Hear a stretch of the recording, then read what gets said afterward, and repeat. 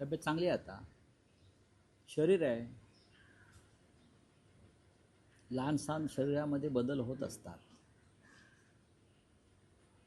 पण आम्ही काम करत असतो. आज तुमच्यासमोर उभा आहे आणि आत्ता शिष्टमंडळ जे जात आहे त्याच्या तयारीसाठी शिवालयात निघालो. तर तब्येत माझी चांगली आहे. तब्येतीचं कधीही आम्ही बाऊ केला नाही. पक्षाचं काम पुढे नेलं पाहिजे आणि उद्धव ठाकरे यांच्या नेतृत्वाखाली आम्ही सगळे काम करतो. आज शिष्टमंडळ जे आहे सर्वपक्षीय, जे मुख्य निवडणूक अधिकाऱ्यांना भेटेल, दुसरे एक शिष्टमंडळ त्याचबरोबर राज्य निवडणूक आयोगाचे दिनेश वाघमारे यांना भेटेल, याची तयारी आता सुरू आहे. आज शिष्टमंडळ राज्य निवडणूक आयोगाला भेटतं आहे आणि जे आयुक्त आहेत, निवडणूक आयुक्त चोकलिंगम, ज्यांच्यावर विशेष जबाबदारी आहे, त्यांनाही तुम्ही त्यांची भेट घेत आहात. या शिष्टमंडळात उद्धव ठाकरे, शरद पवार, काँग्रेसचे हर्षवर्धन सपकाळ, बाळासाहेब थोरात वगैरे वगैरे आणि राज ठाकरे आहेत. तुमच्या त्या वाक्यानुसार आणि राज ठाकरे आहेत. तर नेमकं तुमचं म्हणणं काय आहे? आज निवडणूक आयोगाला तुम्ही तुमचं काय म्हणणं मांडणार? या देशातल्या निवडणुका सध्या गेल्या 10 वर्षापासून या देशातल्या निवडणुका आणि निवडणूक यंत्रणा म्हणजे फ्रॉड झालेलं आहे, फसवणूक झालेली आहे. महाराष्ट्रामध्ये आम्ही हा अनुभव घेतला, हरियाणामध्ये काँग्रेसनं अनुभव घेतला आणि लोकसभा निवडणुकीमध्ये किमान 40 ते 45 जागा चोरण्यात आला. नाहीतर भारतीय जनता पक्षाचं सरकार या देशात आलंच नसतं. लोकसभा आणि विधानसभा निवडणुकीच्या दरम्यान किमान 45 लाख मतं जी वाढली त्याचा हिशोब आयोग द्यायला तयार नाही. 2 दिवसापूर्वी नाशिकमध्ये सर्वपक्षीय मोर्चा निघाला, शिवसेना त्यात आघाडीवर होती. मुद्दा काय होता की नाशिकमध्ये 3.5 लाख मतं ही डुप्लिकेट आहेत. ही शोधून काढली आमच्या लोकांनी, शिवसेनेच्या. 3.5 लाख मतं डुप्लिकेट आहेत. दुबार मतदार आहे. ही 3.5-4 लाख मतं महानगरपालिका निवडणुकीमधल्या 25 वॉर्डामध्ये जर फिरवली गेली, प्रत्येकी 5-5 हजार, 10-10 हजार, निवडणुकीचा निकाल फिरतो. आणि या संदर्भात निवडणूक आयोग कोणतीही दखल घ्यायला तयार नाही. हे नाशिकचे एक उदाहरण. मुंबईत आहे, ठाण्यात आहे, कल्याण डोंबिवली, प्रत्येक ठिकाणी सरासरी 3.5 ते 4 लाख मतं दुबार आहे, डुप्लिकेट आहे, बोगस आहे. आणि हे लोक 2-2, 3-3 ठिकाणी मतदान करतात. अशा वेळेला निवडणूक आयोगानं यात एक निष्पक्ष पद्धतीनं, पारदर्शी पद्धतीनं काम करावं, ही आमची भूमिका आहे. व्हीव्हीपॅट का नाही मुंबईत? व्हीव्हीपॅट हा सुप्रीम कोर्टाची सूचना आहे ना. मग मुंबई महानगरपालिकेमध्ये व्हीव्हीपॅट का नाही? तर आम्हाला केंद्रानं त्या पद्धतीच्या EVM मशीन उपलब्ध करून दिल्या नाहीत. हे का उत्तर झालं? म्हणजे तुम्हाला चोऱ्या करायच्या, म्हणजे तुम्हाला फ्रॉड करायचा आहे. असे अनेक विषय आहेत जे आम्हाला निवडणूक आयोगासमोर महाराष्ट्राच्या आणि देशाच्या मांडाव्या लागतील. आणि त्यासाठी आज ज्येष्ठ नेते भारताचे शरद पवार साहेब, उद्धव ठाकरे साहेब, त्यानंतर महाराष्ट्र नवनिर्माण सेनेचे प्रमुख राज ठाकरे, काँग्रेसचे नेते बाळासाहेब थोरात, नसीम खान, वर्षा गायकवाड, कॉम्रेड अजित नवले, कॉम्रेड प्रकाश रेड्डी, सुभाष लांडे, त्यानंतर समाजवादी पार्टीचे रईस खान, असे सगळे प्रमुख लोक एकत्र येऊन आम्ही निवडणूक आयोगाशी चर्चा करू, भेटू. त्यांना आम्ही दाखवू की तुम्ही निवडणुकांचा कसा खेळ, आणि त्याला म्हणतो ना जोक, ही जोकरगिरी आहे निवडणूक आयोगाची. भारताच्या संविधानाने प्रत्येक नागरिकाला एका मताचा अधिकार दिलेला आहे, एक मत. तेच मत तुम्ही चोरणार असाल सामान्य माणसाचं, तर निवडणुकांवरती विश्वास कसा ठेवायचा? ही भूमिका आहे. मतं येतात कशी, वाढतात कशी, कोण यामागे पडद्यामागे हालचाली करते, काम करत आहे, इतकं बोगस मतदान या देशात यापूर्वी कधी झालं नव्हतं. महाराष्ट्राच्या विधानसभेत त्याचा फटका बसला, पण महापालिकेमध्ये आम्हाला जागरूक राहावं लागलं. राऊत साहेब, आजच्या शिष्टमंडळात बघितलं तर तसं तुम्ही म्हणता की थेट महाविकास आघाडी नाही, पण सगळे नेते हे महाविकास आघाडीचे आहेत. तुम्ही राज्याच्या मुख्यमंत्र्यांनाही आमंत्रित केलेलं आहे आणि राज ठाकरे सुद्धा आज या शिष्टमंडळात आहेत आणि त्यानंतर जी पत्रकार परिषदेत त्या व्यासपीठावरही आहे. असं म्हणता येईल का की राज ठाकरे यांचा महाविकास आघाडी नाही, असं काही नाही आहे. हा सर्व आता आम्ही देवेंद्र फडणवीस यांना बोलवलं म्हणून ते का महाविकास आघाडीत सामील झाले का?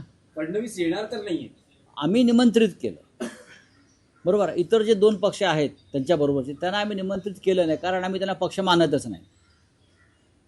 त्या अमित शहाच्या कंपन्या आहेत, तो कुठले ते मिंदेंचा पक्ष किंवा अजित पवारांचा, यांना आम्ही पक्ष मानतच नाही.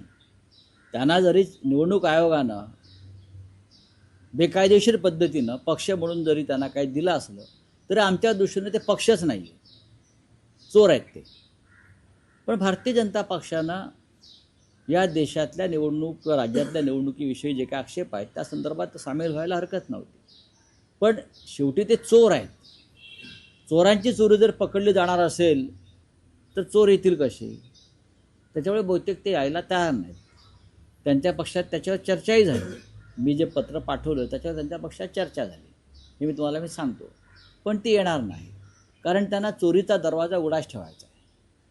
आम्हाला वाटतं हा चोरीचा दरवाजा नव्हे तर फटसुद्धा बंद केले पाहिजे आणि पूर्ण पारदर्शक पद्धतीनं महानगरपालिका निवडणुकांची आम्ही तयारी केली पाहिजे. नाही, पण राऊत साहेब, तोच प्रश्न पुन्हा एकदा की हे निमित्त आहे का की राज ठाकरे महाविकास आघाडी देऊ शकतात? तुम्ही राज ठाकरेंना हा प्रश्न विचारू शकता ना. आमचा संबंध शिष्टमंडळ नेण्यापुरता आहे आणि ते सगळ्यांसाठी खुलं आहे शिष्टमंडळ, कारण हा देशाच्या लोकशाहीचा संदर्भातला महत्त्वाचा विषय आहे. देशातली लोकशाही जर मजबूत करायची असेल तर निवडणुका या निष्पक्ष व्हायला पाहिजेत.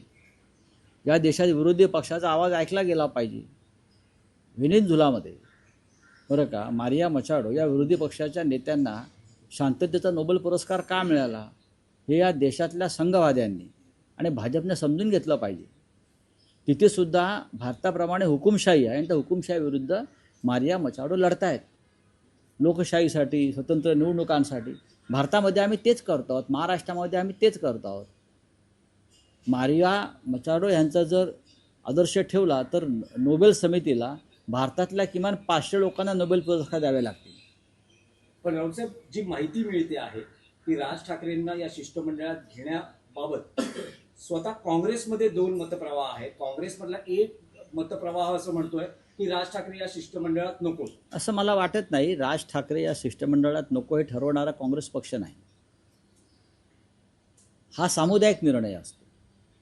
मुळात निवडणूक आयोगाकडे जाणारं शिष्टमंडळ हे एका पक्षाचं नसून ते सर्व पक्षीय आहे. ज्या अर्थी आम्ही भारतीय जनता पक्षाला बोलवलं आहे, समजा भारतीय जनता पक्षाचा एखादा नेता आला असता तर काँग्रेसनं बहिष्कार टाकला असता का? नाही. काँग्रेस पक्षामधल्या वरिष्ठ नेतृत्वाशी माझी काल चर्चा झाली. वेणुगोपालजींशी काल बोललो मी, रमेश चेन्नीथलांशी काल बोललो मी, खरगे साहेबांशी माझा काल संवाद झाला. मला असं वाटत नाही की या विषयावरती राजकारण व्हावं.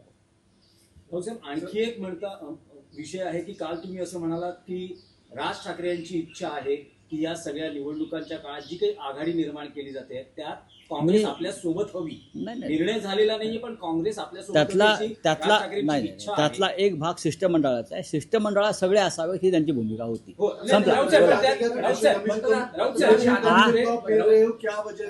क्या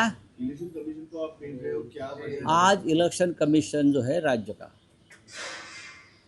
और केंद्र का भी यहाँ एक प्रतिनिधि बैठते हैं, मुख्य निवडणूक अधिकारी, चीफ इलेक्शन ऑफिसर और राज्य का निवडणूक आयोग, दोनों को ऑल पार्टी डेलीगेशन मिल रहा है, जिसमें शरद पवार साहब है, उद्धव ठाकरे साहब है, राज ठाकरे जी है, कांग्रेस के नेता बाला साहब थोराट जी है, हाँ, कम्युनिस्ट पार्टी के नेतागण है, समाजवादी पार्टी है, सभी लोग हैं. जिस तरह से इलेक्शन कमीशन महाराष्ट्र के विधानसभा में भी काम किया है, ये 40 लाख वोट बढ़ गया अचानक, 40-45 लाख अचानक, किसी को आता पता नहीं और कोई रिकॉर्ड देने को तैयार नहीं. अब लोकल बॉडीज़ के चुनाव में यही होने जा रहा है। तो हमारे पास जो आंकड़े हैं, एविडेंस है, उस बारे में हम उनसे बातचीत करेंगे। वीवीपैट क्यों नहीं है? मुंबई महानगर पालिका चुनाव में वीवीपैट की ज़रूरत है, लेकिन चुनाव आयोग कह रहा है कि हमारे पास उस तरह की ईवीएम मशीन्स केंद्र ने उपलब्ध नहीं करा दी है। उसका मतलब क्या है? अब वापस चोरी और डकैती करेंगे यहाँ वोटों की? हम जाकर चुनाव आयोग से सवाल पूछेंगे, बड़े बड़े नेता हैं, अपनी बात रखेंगे, बाद में प्रेस कॉन्फ्रेंस होगी, वहाँ भी हमारी बातें रखेंगे। तो जो मुद्दा पूरे देश में है, जो मुद्दा बिहार में है, जो मुद्दा हरियाणा में हुआ चुनाव आयोग का और वोटर लिस्ट का गड़बड़ी का, वही मुद्दा महाराष्ट्र में है। कांग्रेस को राज ठाकरे को लेकर मंच को लेकर कहीं ना कहीं अनबन दिखी देती है। मुझे नहीं लगता है कि सर कल भी धड़ाका मोर्चा था, उसमें कांग्रेस नहीं बैठी हुई थी। इस बारे में क्या? देखिए, बात ऐसी है कि शिवसेना और मनसे तो एक साथ आए हैं।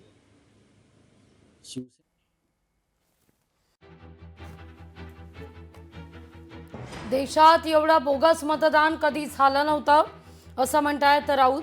निवडणूक आयुक्तांची आज भेट घेतली जाणार आहे, या संदर्भात राऊत यांनी हे वक्तव्य केलेलं आहे।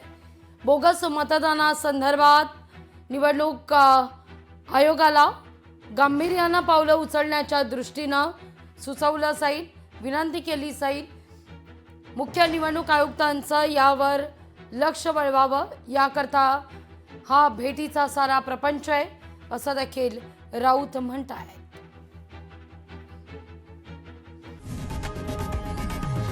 लोकशाही मराठी ऐका, पहा, जागरूक रहा।